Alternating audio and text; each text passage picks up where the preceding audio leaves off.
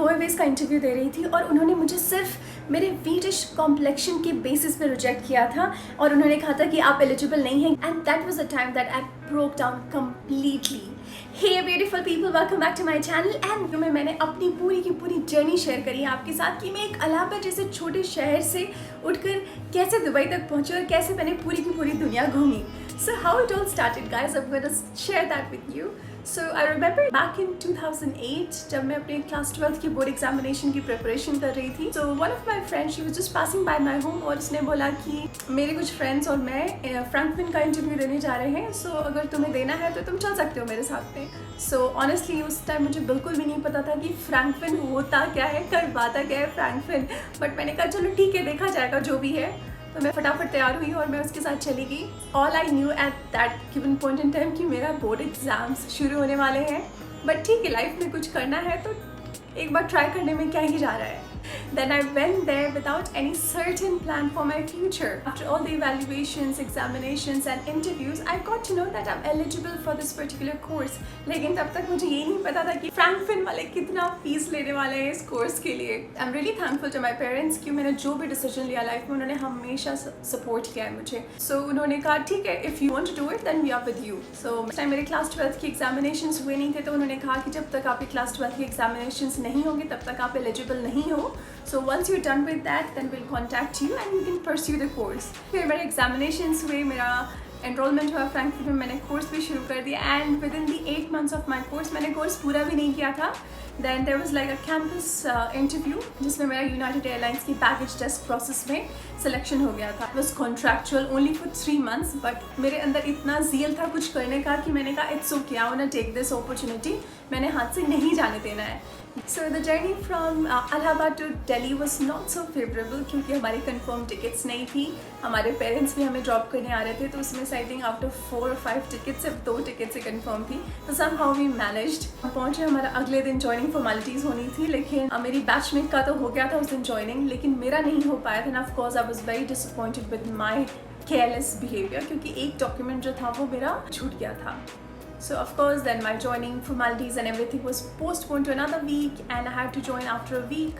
फिर ऐसे ही चलता रहा and after that 3 months ख़त्म हुए। Then I was like what's next, अब क्या करना है। Then I started hunting for another jobs और फिर मैंने बहुत सारे एयरलाइंस में इंटरव्यूज़ भी दिए। मैंने फिर से इंडिगो में दिया, गो एयरवेज में भी दिया, जेट एयरवेज में भी दिया, लेकिन नहीं हो पाया। और स्पेशली मैं जो बहुत ही नर्वस हो जाती थी तब, मतलब जब ग्रुप डिस्कशंस होती थी या जहाँ पे आपको अपने बारे में कुछ बताना होता था सबके सामने, तब मैं बहुत ही नर्वस हो जाती थी, इतना नर्वस हो जाती थी कि मेरे मुंह से कुछ शब्द ही नहीं निकलते थे।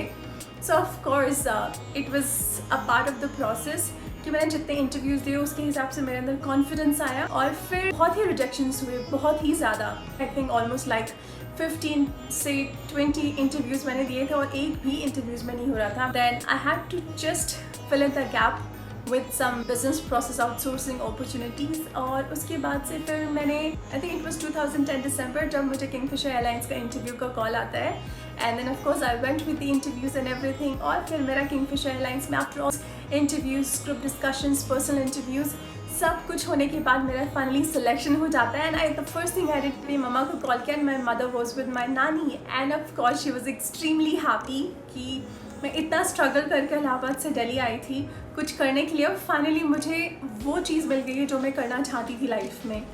So then I packed my bag on 1st of March to start one of the biggest adventure of my life, and that was the stepping step towards my success. And then we took a flight from Delhi to Mumbai. We landed into Mumbai and then we started our training on 2nd of March. GMT training, imagine uniform, safety, security, DGR, ditching and what not training, service training। So ये सब training जब उन्होंने बताया कि this is going to be a part of your training, so of course because कभी किया नहीं था तो it was very exciting for me, but it was really tough initially। The training was of course hard and rigorous, however with the help of instructors, my batchmates, the training went really well and smooth।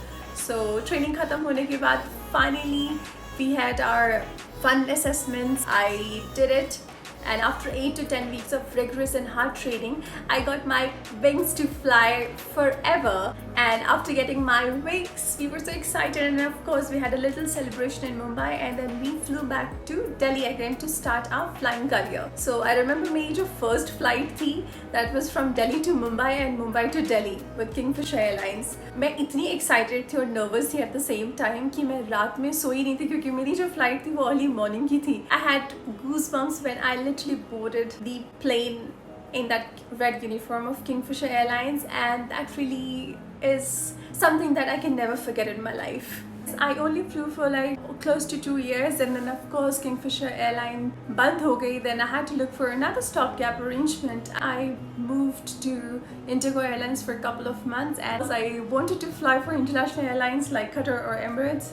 Then I applied for Emirates Airlines, and fortunately and luckily I got through with Emirates Airlines. And of course I started my career with Emirates Airlines in 2013, and that was the time that I was extremely happy, and I thought that I did it what I always wanted to do in my life, and that was the passport for me to travel the world. Working for Emirates Airlines was one of the biggest achievement for me, and Emirates Airlines के साथ में काम करने की वजह से मुझे इतना ट्रैवल करने को मिला जिसका मैं कभी भी उम्मीद ही नहीं कर सकती थी, या कभी भी मैं खुद से ट्रैवल नहीं कर सकती थी. So all I wanted to say at the end of this video कि अगर आपकी कोई भी ड्रीम्स है, कुछ भी है, तो आप उसको परस्यू करना मत छोड़िए. कभी कभी समय लग जाता है, लेकिन with course of time and with all the efforts and all the hard work and all the dedication that you have to achieve what you wanted to become, that will definitely pay you off. This is another ray of hope for all the aspiring cabin crews कि अभी recruitments वापस से शुरू हो गए हैं. So prepare yourself and do everything possible that can take you to achieve your dreams. That's all for this video, guys. I hope this video was really inspiring and motivational for each one of you. And जब मैं कर सकती हूँ तो आप सभी भी कर सकते हैं. So believe in yourself, and I'm sure you can do that. Till then, take care of yourself, guys. Namaste. Bye bye.